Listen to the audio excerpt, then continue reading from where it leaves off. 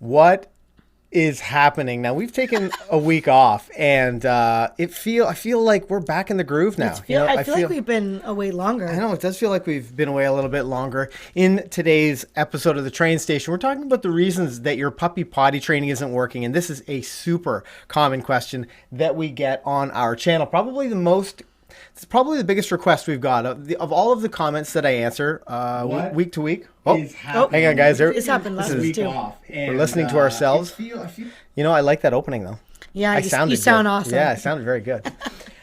This is probably one of the most common questions that we get. There are some simple answers to a lot of these things, and if you're jumping in to the live stream looking for answers to your puppy potty training questions, this is a good place to ask them. We're going to be talking about from day one when you first bring your puppy home, and it can be so frustrating. When you're trying to teach your puppy to not have accidents in the house.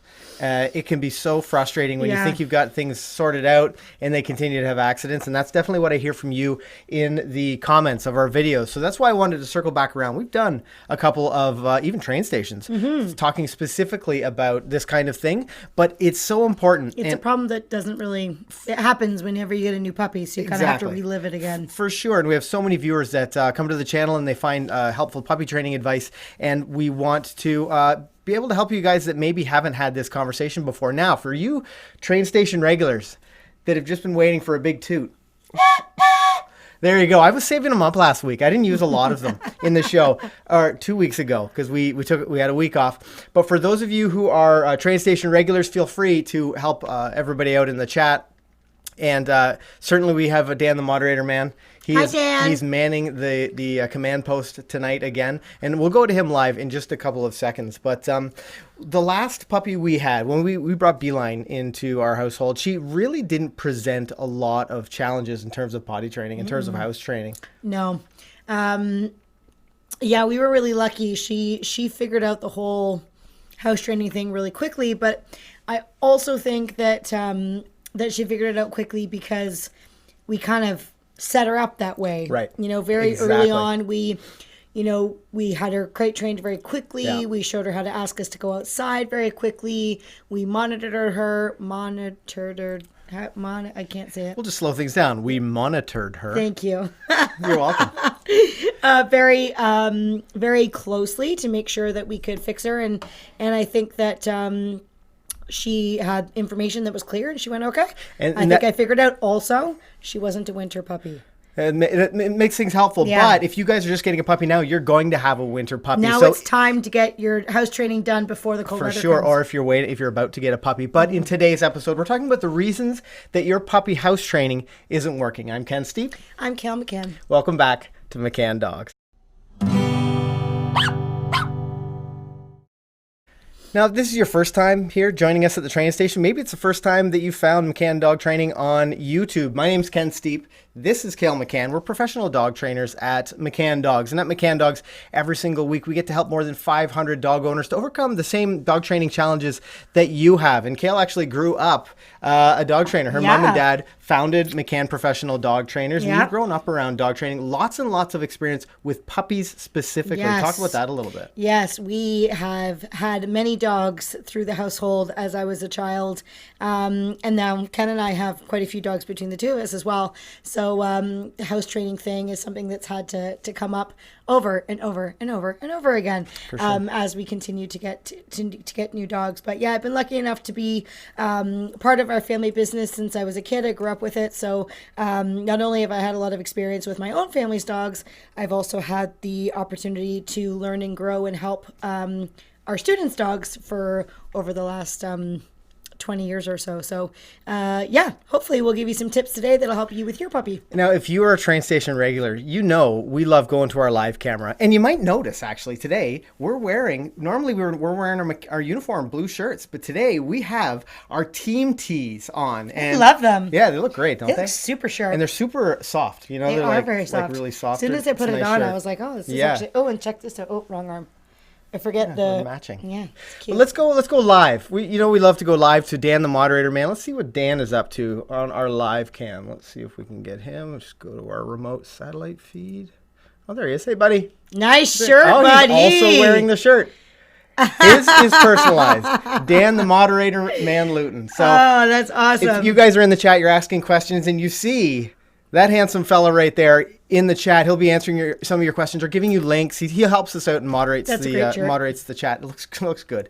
Moderates the chat, so you'll see him in the chat section. Now, something else I'm going to do today, which is a little bit different, is I've set up a timer. So at 8:15, so we have about 45 minutes to talk specifically about puppy potty training for you. If you have a question, make sure you ask it. Even if it's like top of mind, it just comes to you, make sure you ask it right away. And actually, in saying that, if you join this link from Facebook, you're not going to get access to things like the chat. You won't get access to all the features here on YouTube. So make sure you close out of Facebook, open up in YouTube, search McCann Dog Training, and you can join us here in the chat. It's the best way that you can join the conversation, basically.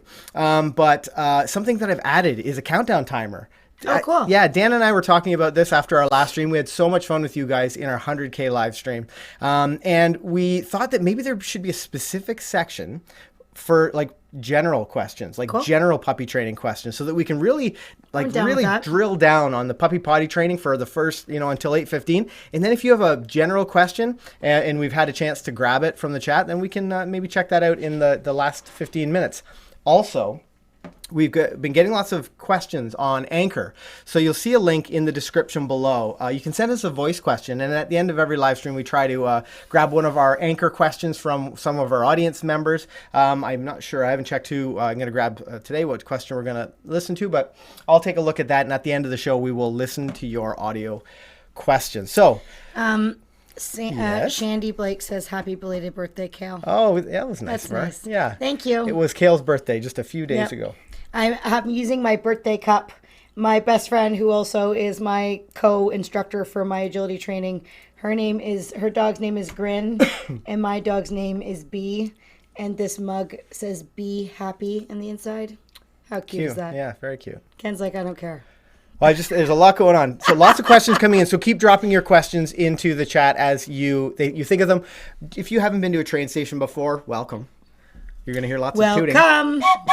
But we're also going to deliver some content. I'll try to be grabbing some of these questions that you're asking as they go along, and I'll put them into the queue, and then we'll try to circle back around to them. But when they come to your mind, make sure you drop them into the chat. Now, let's talk about first things first. So many people, a common question that we get on our videos or our potty training videos or house training videos is, when can I start training? When can I start house training my puppy? Let's talk about when we bring a puppy home for the first time. Yep. Well, when we bring a puppy home for the first time, we definitely are watching them with like the most careful eye, because when you first bring them into a new house, even if they sort of have a concept of where they should go to bathroom when they were at the breeders or wherever they happen to be prior to you, whenever you take a puppy and you put them in a brand new situation, they have to kind of learn the rules of the road all over again, because when you take them to a new spot, they're not necessarily understanding that they're not supposed to go to the bathroom. The same thing applies if you have your puppy at your house and you take your puppy to someone else's house, or you take them to the cottage or whatever it might be. It's not uncommon for dogs to go back to having accidents because it's just a new location. So when we first bring the puppies home, we watch the puppy very, very closely, and we will do some maintenance things like make sure we have a crate ready to go. We have a house line or a little leash that we attach to the dog's collar, and we're just ready to go in terms of how we're going to control the puppy if and when there is a problem. Supervision is really key, and we're going to talk a lot about supervision over the entire live stream, but you just can't assume that the puppies will know what to do. You really need to go immediately into the teaching process where your dog needs to understand what exactly they're supposed to do if and while they feel like they have to go to the bathroom. For sure. Actually, I just noticed when you mentioned puppy wearing a collar, Heather N said, hey, everybody, should I leave a collar on a new pup in the crate? And I actually saw some people in the chat say, I would never leave a collar on my puppy in the crate. And that's...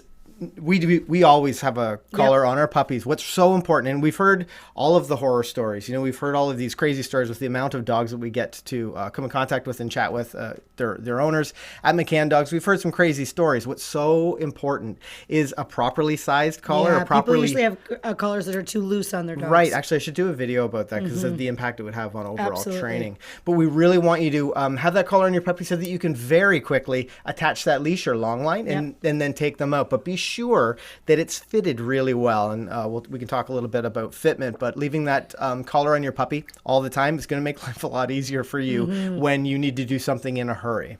Yep. For sure. So, okay, what point did we get to, Kayl? I was just talking about just generally when we bring the dog home. I think the next thing that we should probably talk about early on, just get it over and done with, is because this is a super common question as well, is about the use of puppy pads, training pads. Yeah, that's a really good one. A lot of people ask us, whether we are a fan of these, or if they do use them, how to wean off of them, so on and so forth. And it's not something that we use with our own dogs or that we recommend. And I'll tell you why. It can be the only time I would suggest to someone to use a pee pad is if they could put it like outside on their balcony and they lived in like a really tall apartment building and it was not easy to get the dog in and out of the house. But if you don't have that going for you, then I would just stay away from that altogether, and teach them to go outside. By asking you, we'll of course get into that in detail. But with the puppy pads, it can be confusing to allow them to go to the bathroom inside, even though it's on a specific area. If you're currently using one, you can take steps, immediately on weaning them off of it by taking the puppy pad and moving it towards the door, or even putting it right outside your door. Yeah, so let's just pause there for a second, because I know I've answered this question a lot, and I think maybe you guys, there are people having a similar issue.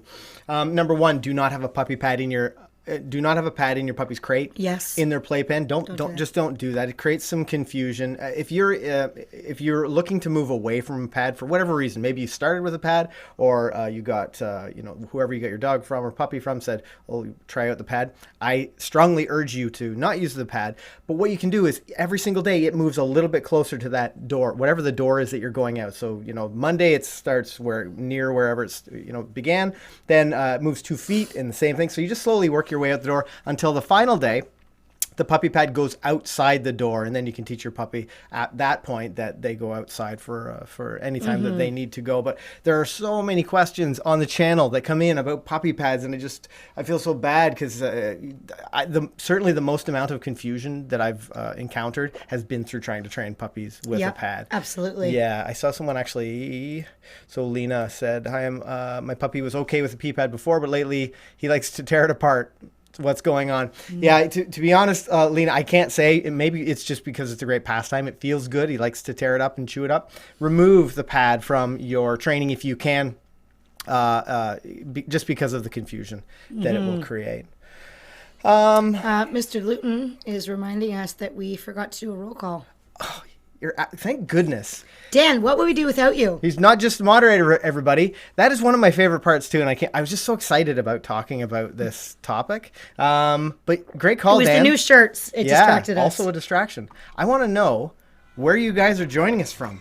Where are you watching from? And what's really cool? The last couple of days, even though I've left a couple of our live streams up, longer than I normally do, and I see people that are joining us from like all over the world. So often I have to look on my phone, be like, where is this place? I've never even heard of this before. But let us know in the chat, where are you watching from? Where are you joining? Where are you tooting from? Here in the train station. Here in the train station. I'd love to know where you guys are checking in from. So management is such an important thing. You talked a little bit about the crate, and we have lots of videos where we talk about using a crate, how to use a crate, when to use a crate. But without question, during the puppy potty training process, house training process, using your crate is going to be the difference, the make or break. It's going to be the difference between you having a frustrating experience and your puppy struggling and things going smoothly. So introducing that crate from day one. But if you're bringing that new puppy home on day one, we often talk about, we'll have that puppy crate in our room, in our bedroom, somewhere close that we can see, our puppy from. We can hear them from. Yeah. If they make a fuss, we can check in with them. We also want to start bonding with them. We want them to think that the crate's a good thing. So we want them to understand when you're in your crate, the good things happen. You still get to be close to me. we want to make sure that we introduce the crate as something very, very, very positive, because we're going to utilize it a lot, as we go through the dog's younger phase and right up until their adolescence as well. Yeah. So I just want to see, look at some of these Jacksonville, Wow. Hamilton, not too far away. Nice. Dunedin, New Zealand. Thanks for joining us from New Zealand, We Thomas. would love to visit New Zealand. Yeah, Judy from Texas, Chicago, Mount Olive, Illinois, West Virginia, London. And I wonder if that's London, Ontario, or London, England, Lucci. Yeah. Or Luce. Central Ohio, Tucson, Denver, New Credit Reserve, Troy, Alabama, Rochester, Mass, Gilbert, Arizona, Heather N. from Halifax, Nova Scotia, Delta, BC, Rhode Island, Battle Creek, and the list goes on and on. Wow. Michigan, Fargo, Durham, Haiti. Thanks for joining us from Haiti, Pierre. Wow, cool. Yeah, very cool. So we love seeing, if you're watching this on the replay, let us know. Drop wherever you're watching from in the in the comments, because I really think it's cool and we can check that out. So knowing that we have a really wide array of people from all over the world, the great part is these puppy training tactics, they all, no matter where you are, if you're on the equator, south of the equator, north of the equator, it doesn't make a difference. It's not like the toilets. It's not like the puppy trains the other way. We're going to do the exact same skill. So talking about crate and using This the is crate. from England. Oh, cool. Very cool. It is very late there. Yes. Yeah, I know. Thanks for staying up late with us. Yeah, we appreciate that. So let's get right down to business. Mm-hmm. So talking about using that crate, when we're trying to teach our puppy, or we feel like we want to give them nothing but good information, how are we using that crate in their day-to-day? Yeah, so with the crate, the first thing you need to make sure is why we are so high on using crates in order to help with house training is typically puppies don't want to go to the bathroom in their crate. And that allows us to teach them to not go to the washroom in the house, because we can't watch them all of the time to make sure that they don't go to the bathroom in the house. So while we can't watch them, we can put them into their crate where they're not going to go to the bathroom. Now, if your dog is having accidents in the crate, there could be a couple little things that we could tell you here that will help you. Number one, make sure that the crate is not too big. If your crate is really big, then it's easy for the dogs to go to the bathroom in one end and then still sleep in a really comfortable area. If you have a small if you have a breed that's small right now and then is going to grow, you can buy yourself a big crate, but then put a partition or a barricade in, or if you have an opportunity to get to borrow friends' crates so you can kind of keep using new ones that are properly sized. It should be big enough that your dog can stand up, turn around, lie down, stretch their legs out, but that's about it. It needs to be fairly small in the beginning. Now, if your dog has zero issues of going to the bathroom in the crate, you can have the crate as big as you want. Right. But if there is issues, making it smaller will drastically help. The other thing that we recommend that you do when you have a puppy, and this usually shocks people, is we don't put any bedding or anything that the dog could go to the bathroom on and then sort of soak up the accident and then push aside. And second to that, we don't want anything that the dog might chew or swallow or ingest while they're puppies, just because you just never know what a puppy will do and what they're thinking about. So no bedding, no stuffed animals, nothing like that. Again, this is just in the beginning. Later on, of course, they can have a bed in their crate, but in the beginning, we recommend you stay away from that. Crate needs to be small, and then the crate also needs to be an area where you can see what they're doing. So if they're in their crate and they start to stir and they look a little bit uneasy, you can then be aware of that, and you're able to take them out before they have accidents in the crate. I feel like you want to say something. Yeah, well, I know, I'm just beside me. oh, was I? I didn't even realize. I was thinking about what we were going to go to next, but I was also seeing some of the great questions coming in. What are the most common times that a puppy's going to have an accident? When are you most like it? I've actually seen someone mention it. I feel like this is a quiz. Yeah, oh, it is a quiz. It's time for the train station quiz. Maybe we should ask our viewers. Yeah. If they know. Maybe these guys might know. So when do you think, give me 4 of the most common times that you think a puppy's likely to have an accident. Any of you new puppy owners have probably experienced this, and you're like, oh, there's like 7. I can give you 15 examples. But give me all I'm looking for is 4 of the most common times. 4 really common times, yeah, for sure. And whoever gets it right gets a toot. Gets a big old toot. A shout out, a toot out, a toot shout out. There's a great question that came in from Big Hunter 99 said, so I'll be picking my 8-week-old puppy up in California, maybe Canada, and then driving across country for 4 days to get him home. Starting puppy training during this journey, first thing going to confuse him. Nope, you're going to fast track it pretty darn quick because your puppy has to be in a crate while it's in the car to keep it safe. And, it might scream blue murder in the beginning when you first start. It's not the end of the world. Not a big deal at all. You can, look at all these fabulous answers coming in. That's great.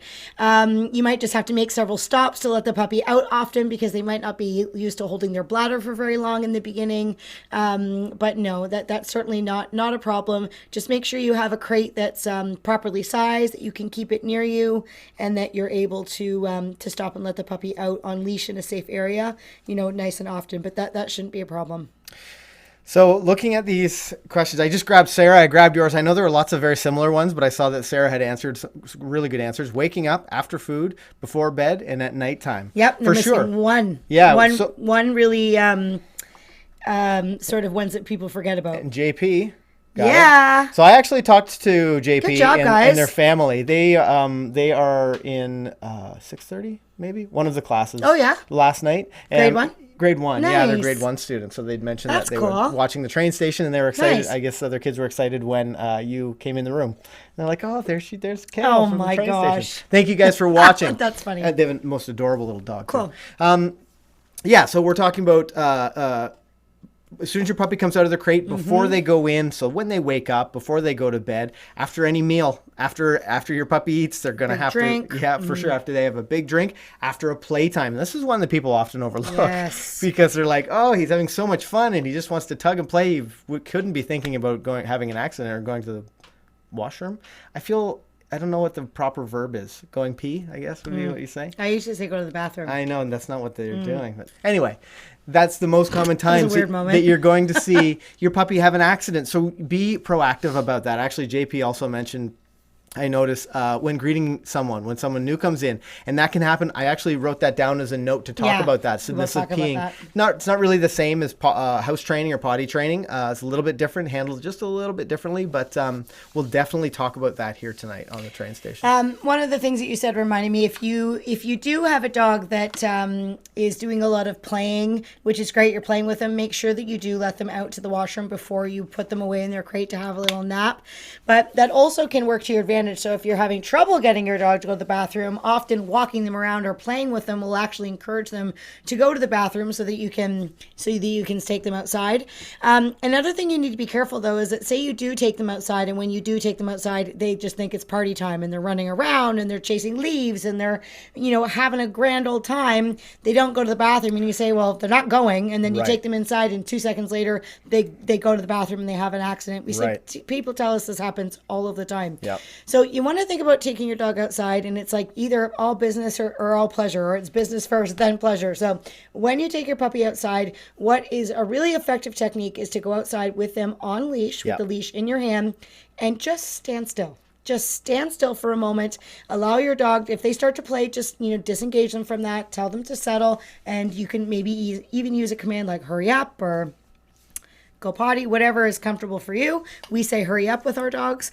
And then basically you can just wait for them to go to the washroom. Once they've gone, then you could have a little play with them if you wanted, and then take them outside. But try not to go outside and let them spend all the time running around. If you have them off leash, or even if in the beginning, if you have the leash on the ground and they can run all over, it can be hard to kind of teach them to go in a specific area or actually just go out and get down to business before coming inside. For sure. Puppies are so easily distracted, and I actually published a video specifically teaching you how to be boring. Would you say that I am the better of the two potty teachers with dogs on leash?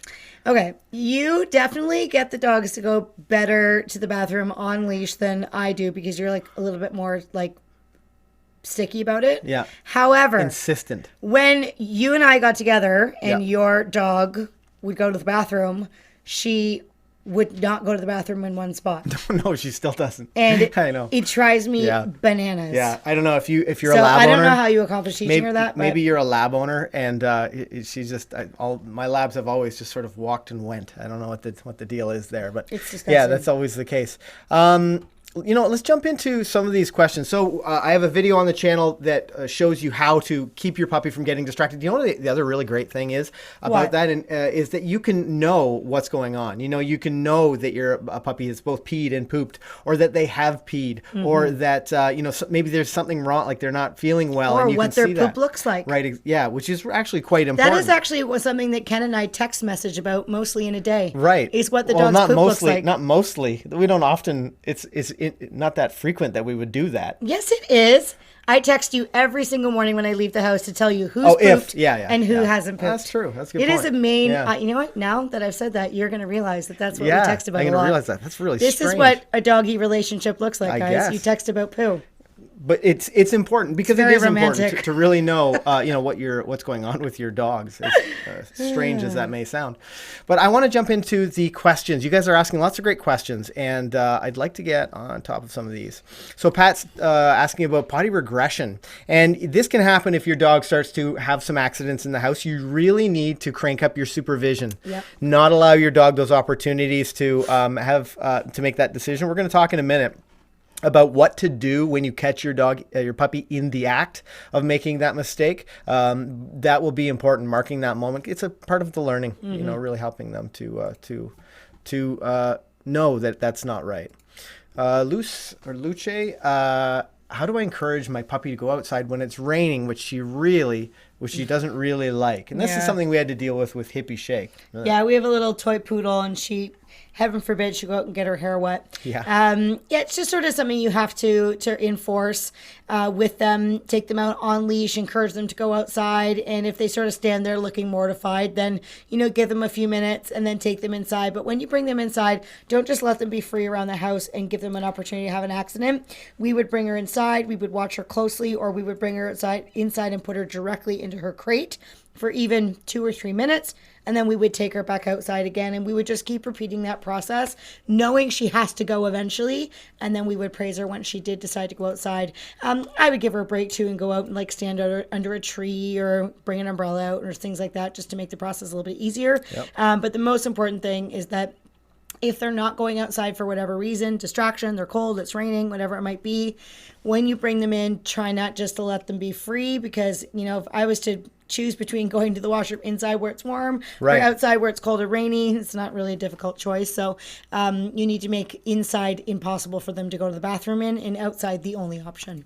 Yeah, that's really, really important. Dogs are going to do whatever it is that they find rewarding. So it's not like they're trying to be defiant. No. In fact, when your puppy first comes home, they may have never had to hold their bladder or bowels at any point. When they Most come of the from time, the litter, not. They just go over to the other side of the litter and they go to the bathroom, and then they go and have a nap, and they eat, nap, go to the bathroom. That's what they do. Right. Yeah. So you really need to be there to give them good information, and as well. And that's why we talk so often about managing your puppy appropriately. Having them in a crate or a kennel where they're less likely to have an accident or make a mistake, and then managing them when they do have a little bit of freedom. A house line. Let's talk about a house line and what it is, how we use A lot of it, people why ask, it's important. what is a house line? Yeah, What it's is so that? helpful for puppy potty training. Yeah, even before we bring a puppy home, we have like a little puppy thing that we put together, collar, new chew bone, their crate, all of these things. And one of the things that we always get ready is a brand new house line.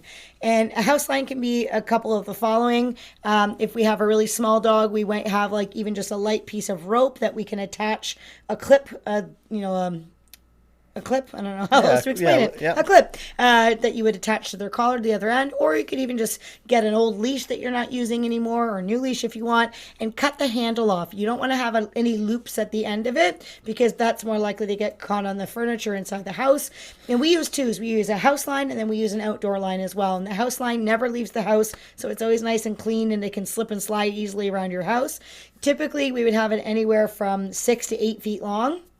And then outside, we'd have a long line, which might be, 20, 25, 30 feet long, that our dogs would drag around outside. So we have control in both locations.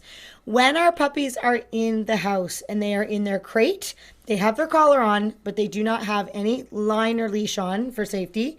The moment the puppy comes out of the crate, we attach the house line. And our dogs literally wear the house line every single moment they are out of their crate when they are puppies. And we wean off of the house line eventually once the dog's skills get better and they understand it has to go outside and they're not nipping and biting. They're not chewing the house. They're making great choices. We wean off of that. But when they're a puppy and a baby, we keep the house line on at all times. And the other thing we do is we barricade the rooms in our house so that if, we're in the kitchen, the puppy doesn't have a free opportunity to go into the living room or go upstairs without us. Basically, whatever room we're in, the puppy is in too. And that allows us to be better at supervising. Someone asked me about a tether, and they had mentioned that someone else had told them that they should tie their leash maybe to their belt or something. I'm not really sure how it goes. I hate this idea. I think in my mind, if you're going to be paying attention and be invested in what your puppy's doing, that you should be paying attention to them very closely. If you have them tied to your pocket or your belt and you're wandering around doing the dishes or making dinner or doing something where you're not thinking about the puppy, they have so many opportunities to make bad choices. So if you're busy, which we are all busy throughout the day, there's lots of times when we can't focus on our puppy, they should go in their crate. They should go to that safe place where they can relax and rest and recharge their tiny little puppy batteries, because you know that they're going to want to do something, play, like have lots of fun and be playful when they come out. But if you can't pay attention to them, keep a close eye on them, then they should be in their crate or kennel. It's going to be really important. I don't like the idea of tethering your dog to you, because it's sort of like this halfway, like, oh, they're not in their crate, but you're not really doing something to engage with them. I just don't like that idea. Now, the other reason why we encouraged you having a house line on, because you're going to find, like, when you put it on, you're thinking, well, this thing's annoying. It gets caught on the chairs and it gets caught everywhere. But we want you to keep it on because it allows you to redirect the puppy when they make poor choices. And it allows you to have something to grab and get a hold of that's not your actual puppy's body. And we find a lot of people get into a situation where two things happen when the dogs make a mistake. They either yell and scream and make noise, and they never actually discipline the puppy properly. They just use their voice in a negative way, which is not effective and not helpful and not good at all. Or they end up trying to grab the actual puppy, and then you're either successful and you don't really know how to properly discipline because there's lots of wrong ways to do it, or you try to grab a hold of your puppy and your puppy bebops out of the way and they jump, and then all of a sudden they start to go, "Ooh, this is a lot of fun," and then they can just learn the catch me if you can game, and now your status of leader just literally plummeted to the floor. So we don't want you to be chasing or grabbing your actual puppy. It is just not a good way to establish leadership. We want you to do it in a very calm and assertive manner so that the dog's not getting more excited than they need to be. So when the line is on and your puppy grabs a sock, or they, go to scoop behind the couch to have an accident, I can very calmly pick up the line, and then I can redirect my puppy to whatever I need them to do next based on the behavior that you're doing. It allows you to be effective. It allows you to be calm. It allows you to give your dog good information without losing your cool. And it just allows you to solve the problem way, way, way faster without needing to have no line on your dog. So we can't say enough about it. We know it's annoying, but you'll be fine. Yeah, and I see a couple of things I really want to touch on. Okay. A couple of people have asked us a very similar question about chewing on the house line. Yep. And there's a really simple way to fix this. So about the house line, my 12-week-old golden doodle puppy chews the leash constantly. So I didn't use a house line. My Yorkie Poo was just fine with a house line and never chewed it. And someone asked, I think it might have been Margarita or Margita, my puppy likes to chew on the house leash. So the great part about the house line, and if your puppy starts to chew on it, is that if they're out of their kennel, you're going to be supervising them. You're going to be observing them.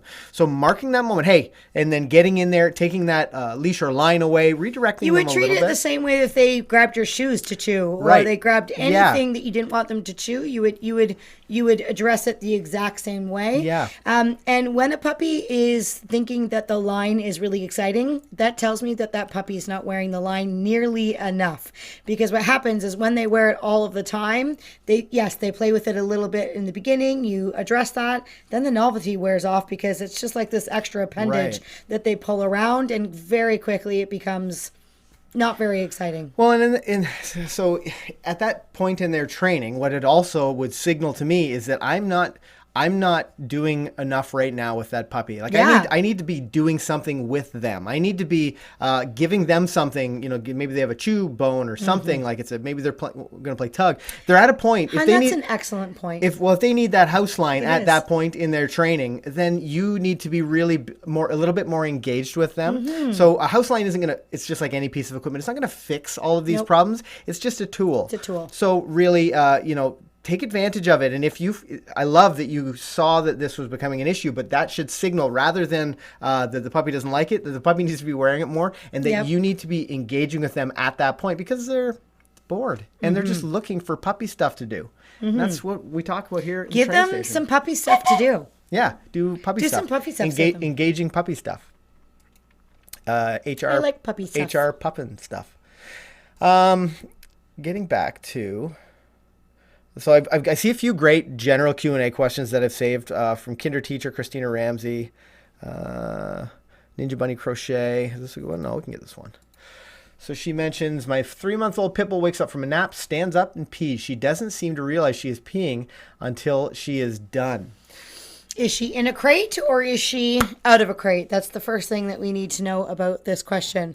If she's getting up and she's just peeing in the crate, then we'll have to address that. If she's not in a crate and she stands up from having a nap and she just pees, then you might not let her nap out of the crate for now, so that you can address that. Again, going back to earlier in our live stream, when the puppies are in the crate, they're far, far, far less likely to go to the bathroom in it. So it allows you to give them the opportunity to wake up from a nap. Maybe they might whine or let you know that they have to go outside, and then you can take them from there.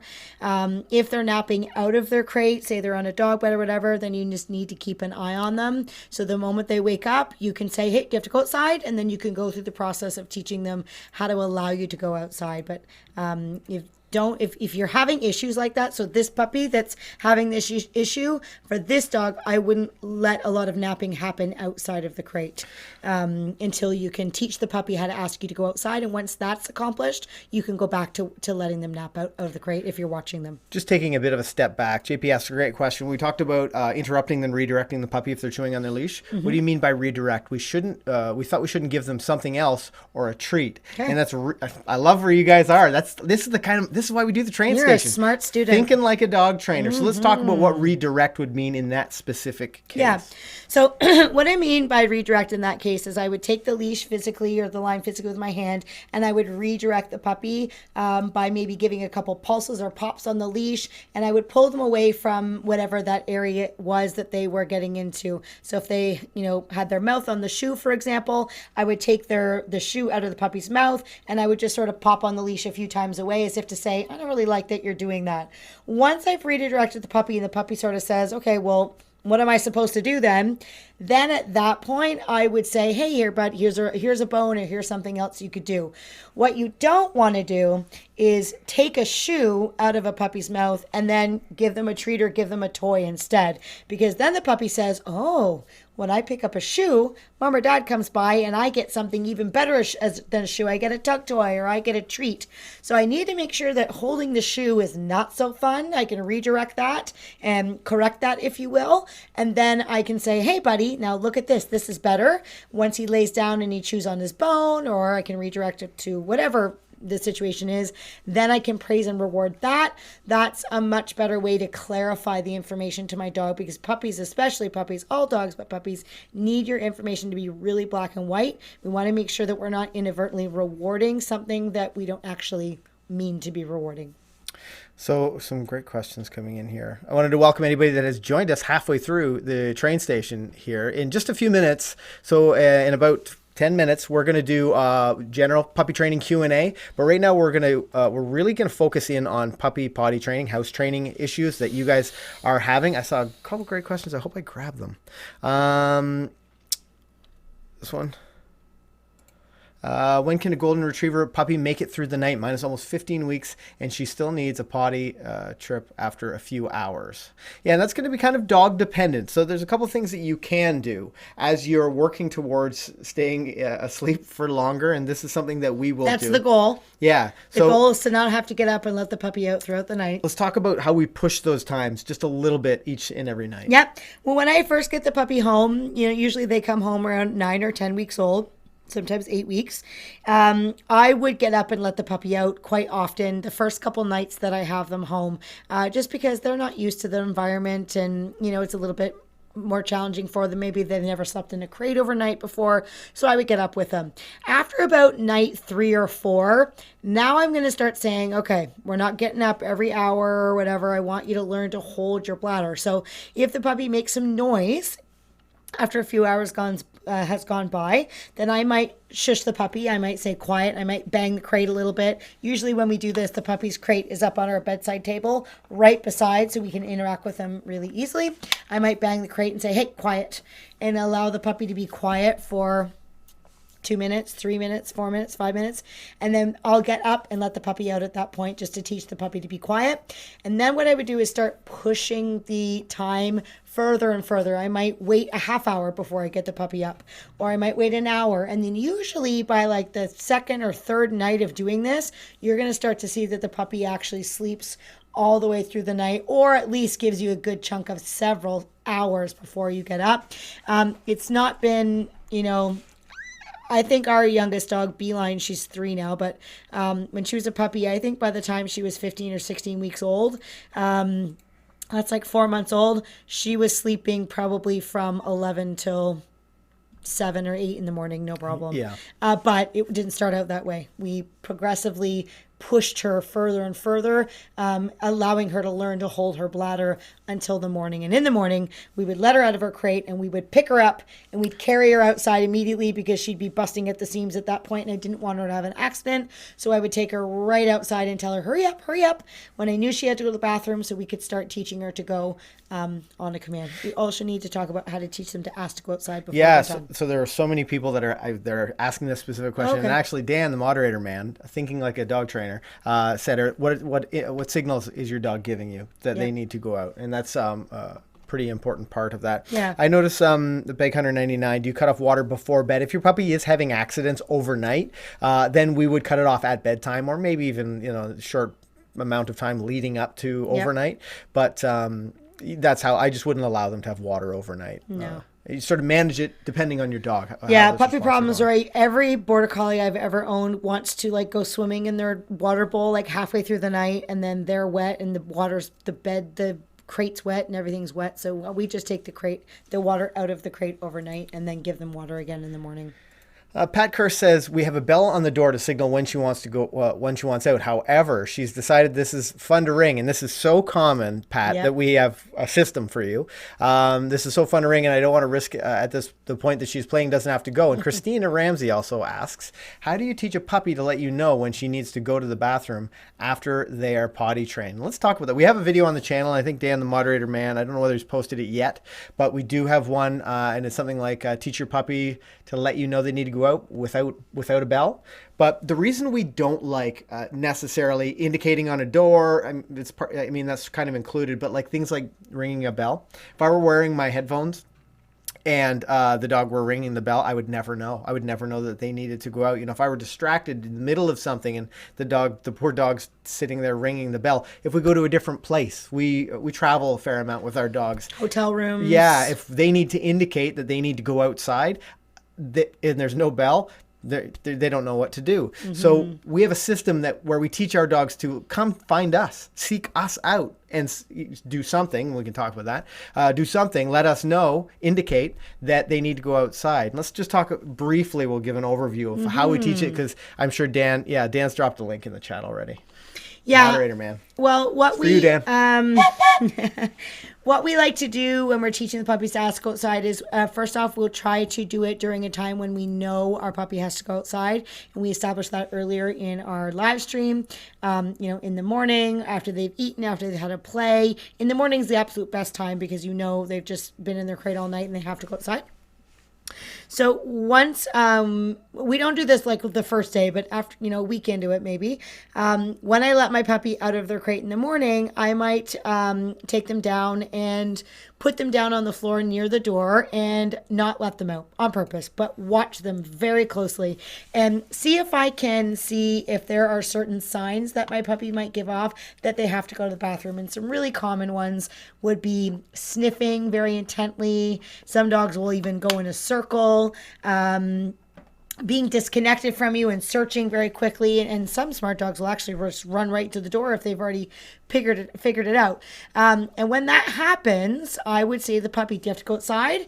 And then I would encourage my puppy to come over to me. And again, if they have the line on, I would pick the line up and I would say, oh, do you have to go outside? And I would use the line to encourage the puppy to come close to me. And then I might encourage my puppy to just come close, and then we would go outside. I might teach them to come in, and if I had taught a sit or a down or a shake a paw or something like that at that point, I could start to teach the dog to give me a specific sign, or I might start to watch if there was a natural sign that my dog might be doing.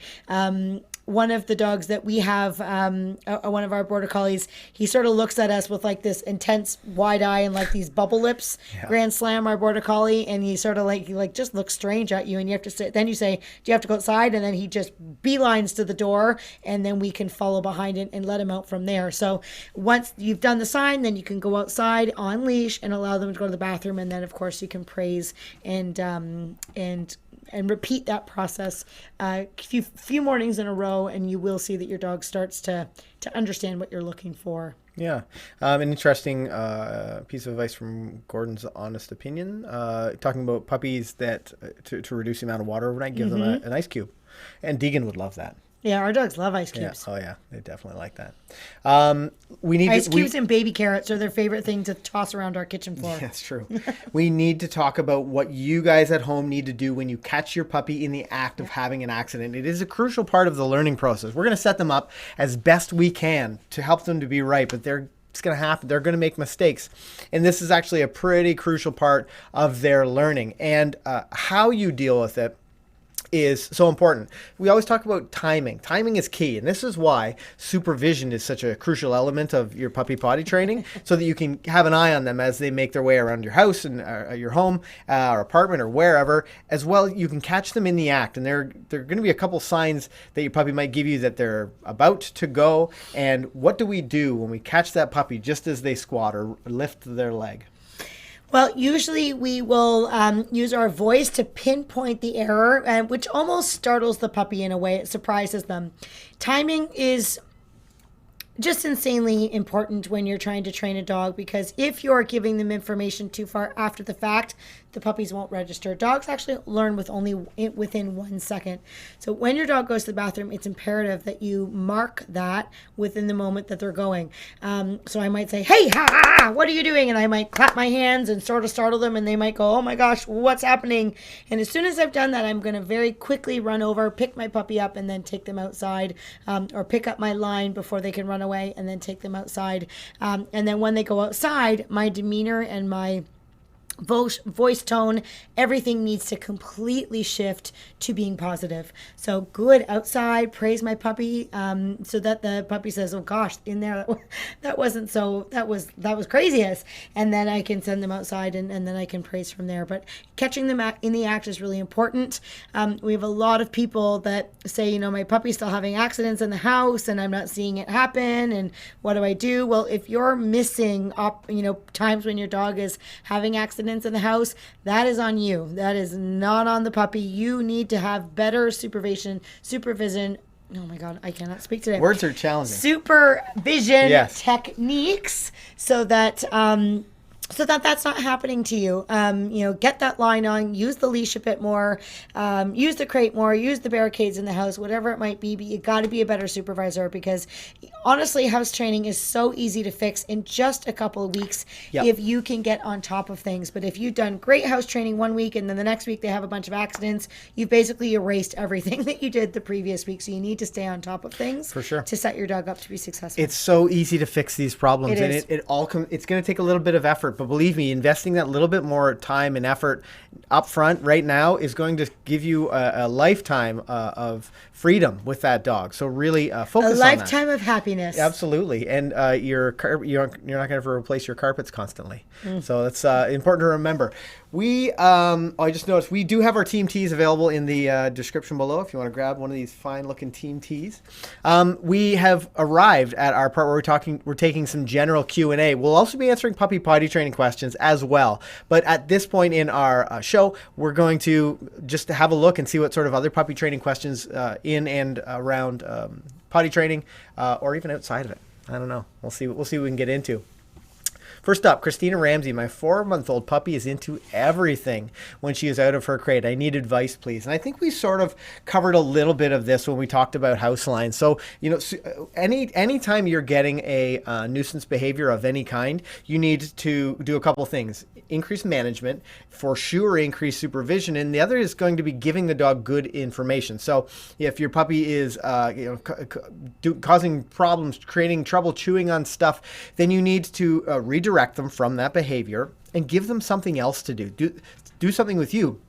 Maybe do some trick training. We have so many trick training videos on the channel, and it's not just because we think they're cute. We know the value that it has for your dog's learning and that relationship building. We always talk all the time about relationship when it comes to having a dog who wants to listen, having a dog who would choose listening to you because they see you as valuable.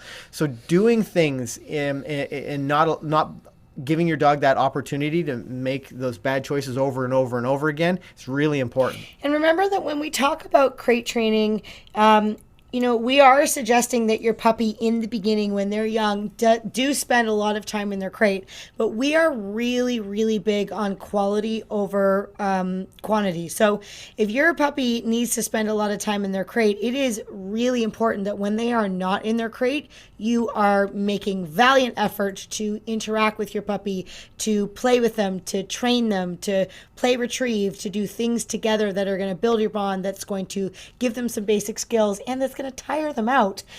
By the time my puppy's been out for 15 minutes, I have done so much with that puppy that they literally go into the crate and they're like out cold because we've just done so much stuff, and then they'll sleep for a few hours, and then I take them out and we do stuff all over again. When they're baby puppies, there's not a lot of time where my puppy's just out doing nothing. We're out doing stuff together. We're building a relationship.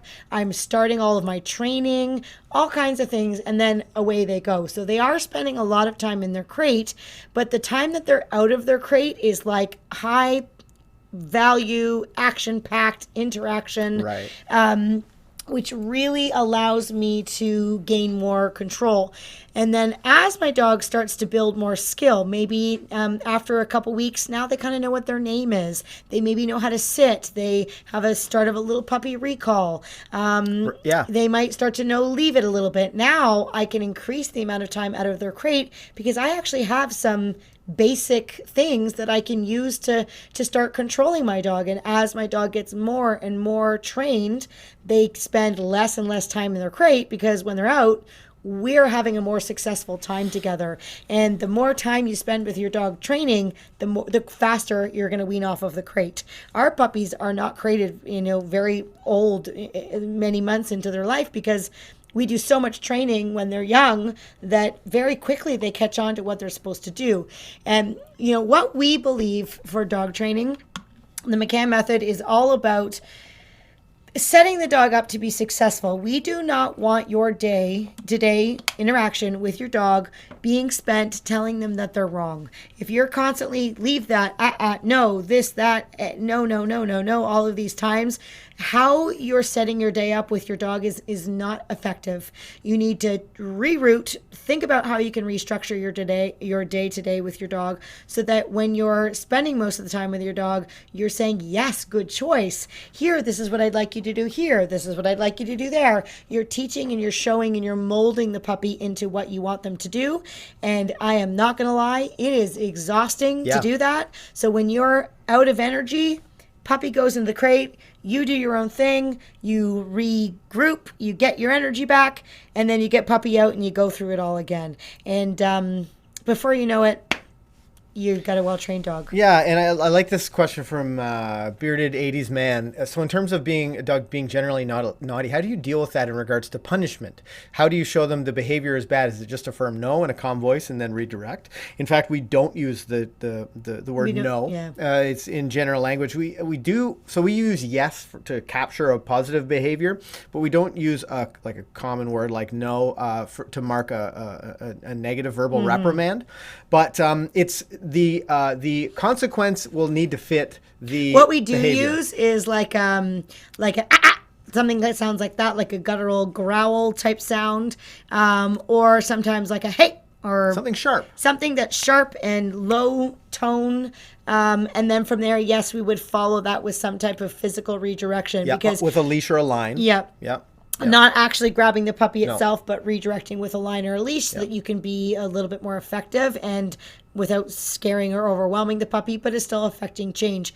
If you're just using your voice and saying or hey or no or all these things and you're never actually following through, Our brains are stuck together. This is literally, I was going to pick up where you left off. without actually following through, your puppy is going to very quickly realize that your voice just doesn't matter, because nothing ever happens when you say hey or no. And we find a lot of people, they use these commands with their dogs, and basically the dog just thinks you're speaking gibberish because they don't know what any of these things mean. If you say leave it or you need to say quiet, you need to show them what that actually means before you can expect them to listen to your voice. So in the beginning, your voice needs to have follow through. If you say this, you then say, okay, this is what happens when I say this, until your puppy learns to do it independently of you. And sometimes you have to show them over and over and over again before they understand, because they're learning. Right. They're babies. Charles says, our puppy will be coming home in 4 days. She's currently in a crate with her litter mates. Do you think her being in a crate now will make it easier for her when we crate train I'm here? not laughing at that. I'm laughing at Dan's. Don't call me lots of links Luton for nothing. Oh, that's a good point. That's ridiculous. So, she's currently in a crate with her litter mates. Okay. Do you think that being in her crate now will make it easier for her to crate train when she comes home? Absolutely. I do think so too. You might have a bit of issue if your puppy's used to being in a crate with other puppies and now she's in a crate all by herself. Yep. But if she's been in a crate before and it's been a positive experience for her and she's learned, not to go to the bathroom in a crate and all those types of things, then yeah, I think that could be helpful for you. But that doesn't mean that you shouldn't be doing the crate training when you bring that puppy home. Yeah. So make sure you do the same exercises that you would do. She's also going to be alone for the first time in a crate. So, follow through, just as Kayl had mentioned. Lots of links. Luton is lighting up the chat. LOL. LOL. Chris English, this ties in with our puppy potty training a little bit. How do you stop a dog from marking? The dog goes outside many times a day, but he continues to mark inside. Thanks for any help that you can give. And this is from Chris English. Now, Chris, this is going to be supervision is going to be so important in this situation. You're also likely to find there are specific spots in your home that your dog is marking. So, If they've marked there once, they're more likely to mark in that same spot again. for sure, marking It's that very moment. rude, that behavior. It is. It really is, and it's just frustrating, because you're cleaning up constantly. So you need to supervise closely. Yeah, it's very rude, and you're cleaning up constantly. But it's also that's them saying like, "This is my territory," and this is, that's what dogs do is they mark their territory. It's sort of a dominant behavior. So you really need to supervise that dog, keep them on a leash in the house, and if they start to sniff a corner or they start to get just looking Right. like they're about to, you need to blast them with your voice. Hey, don't you even think about it. Be firm with them, and then take them outside. Sometimes when they're marking, though, they're not even marking because they have to go to the bathroom. They're just being a bit of a bum. So yeah, really get on them for that. And that dog needs to be spending more time in its crate, not being allowed to have so much freedom until you're working a little bit more on your leadership and getting better control. The other thing, you get such a good indication that that's going to happen beforehand with marking. Your dog will check out that thing, and They're usually pretty it's obvious. like a common corner, and you'll see them, and then they'll sort of arch their back. You have such a great opportunity to interrupt that behavior before it even happens. That was a good one. Rachel says, my puppy treats my 7-year-old the same way she treats her toys. Barks, jumps on my daughter, and bites and nips. She doesn't do this with any adults. We need help. Yeah, so let's talk a little bit about integrating kids into the mix, as well as what we would do if we were dealing with that situation in a dog. Yeah, it's not uncommon for for dogs to treat kids just like litter mates or as, a bit of a play toy. So it's really important that when you do have dogs and kids, that you are very much supervising your dogs, so that if they, choose to do behaviors that are unwanted towards the children, that you're right there to catch them in the act of doing it, so that you can correct those behaviors and make sure that's not happening. When we have families that have kids, we highly suggest that the adults really get some training on the dogs before they're having the kids do a lot of interaction and working with the dogs, because we find that it strengthens the child and the dog's relationship so much more. But you could absolutely have the kids do really easy things like give them treats for sitting, or place their food down in their crate for them to eat, or simple things like that give the kid more value. But definitely, if there's anything that involves any type of discipline, the adults in the house should be doing that. We wouldn't suggest any kids even under the age of 16 doing any discipline of the dog, because most of the time they're just not capable of doing it effectively. And unfortunately, what we find happens is we have kids trying to get the dog to listen, but they're not really that effective because they're young and they don't really know what to do. And the puppy says, well, I kind of thought you were a litter mate, but now I know that you can't correct me very well, and now I know I don't have to listen to you. Mm-hmm. And you actually can make the situation worse rather than better. So we as adults need to step in, and we need to address the dog's behavior.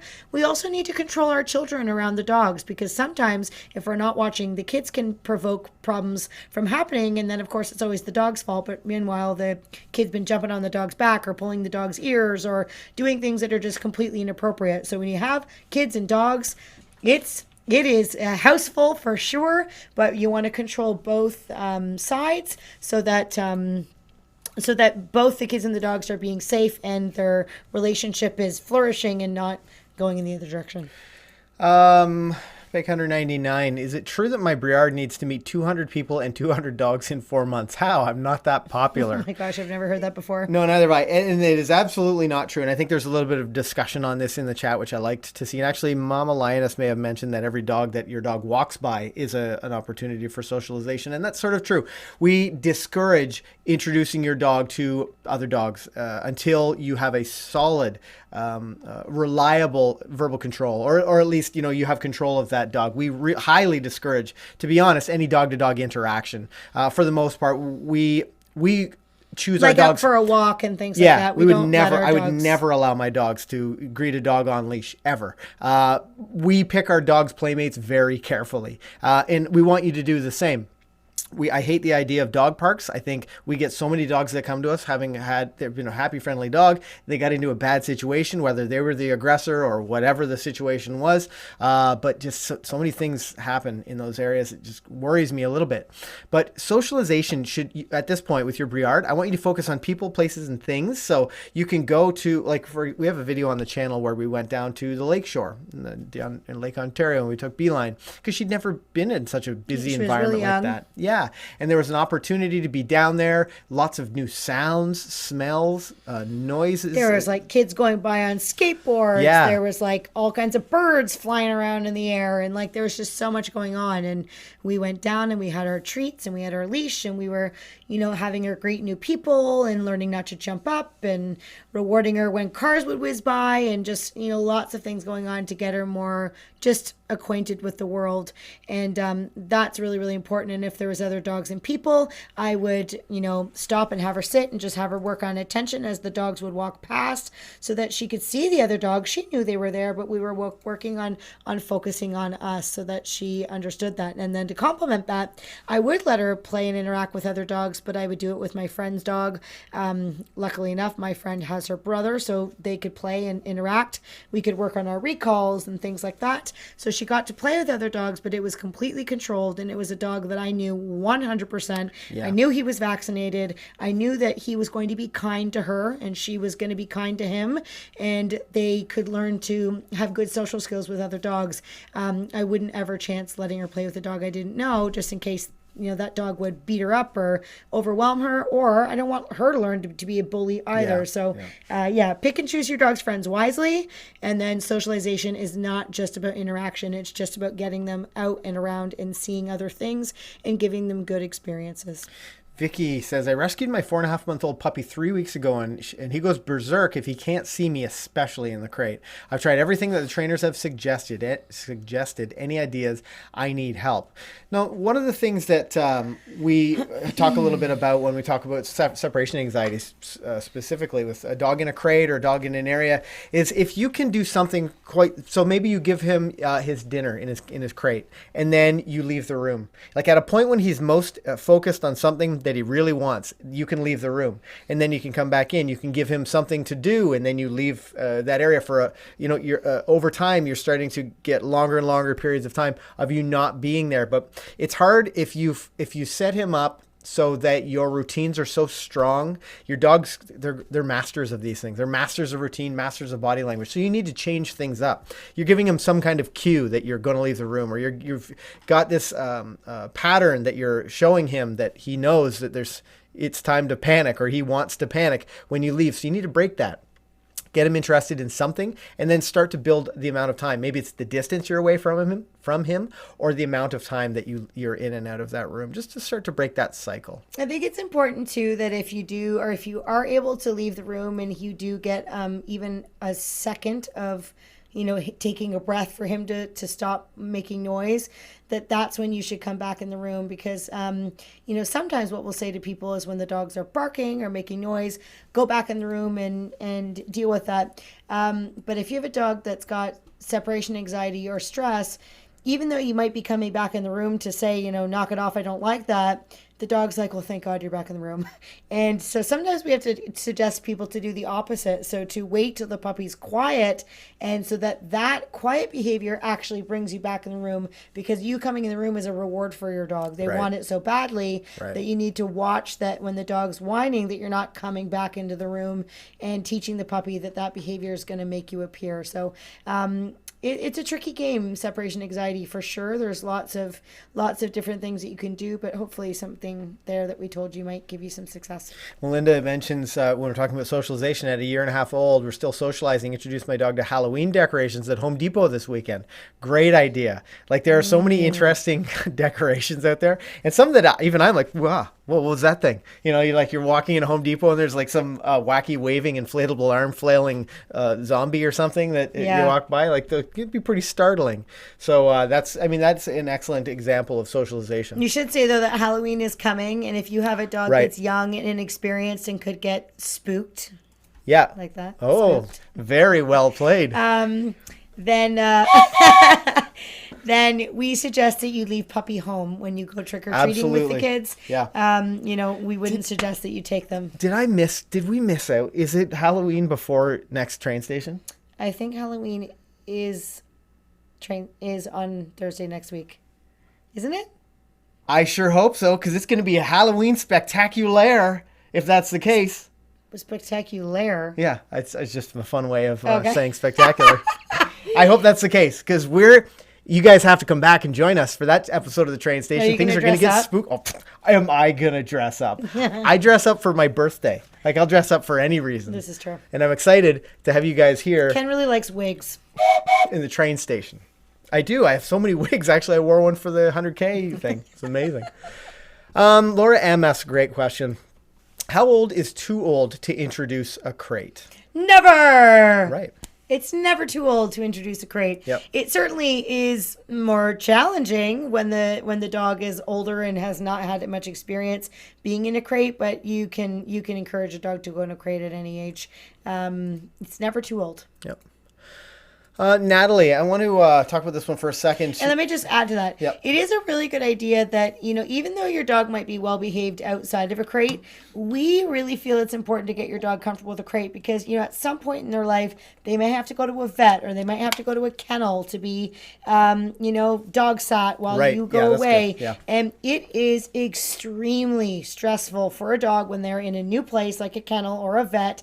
And on top of that, they're not used to being in a crate. It just raises the anxiety level of the dog so much. So, some of our older dogs they're never in a crate anymore at home, but they go in a crate in our car. They go in a crate when we're at work. My dogs come with me to work because I'm a professional dog trainer. And when I'm teaching classes with my students, my dogs are in their crates, waiting for me to be done.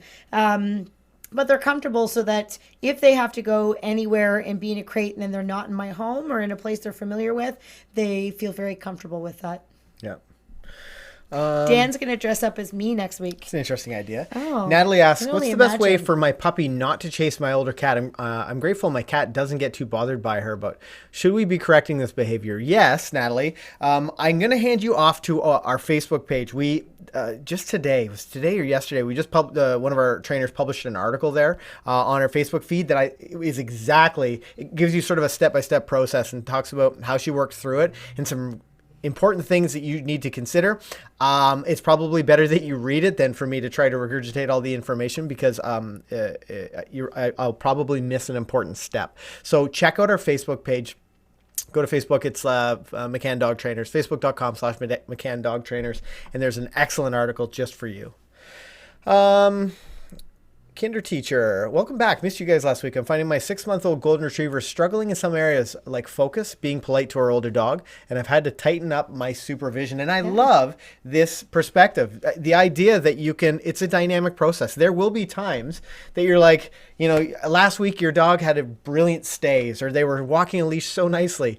What the hell happened this week? It's going to happen. So you do need to, it's roll with the punches. You might need to increase management, increase supervision. Maybe you need to work extra hard on distractions this week in your training while you're teaching them to be great off leash or walk on a loose leash.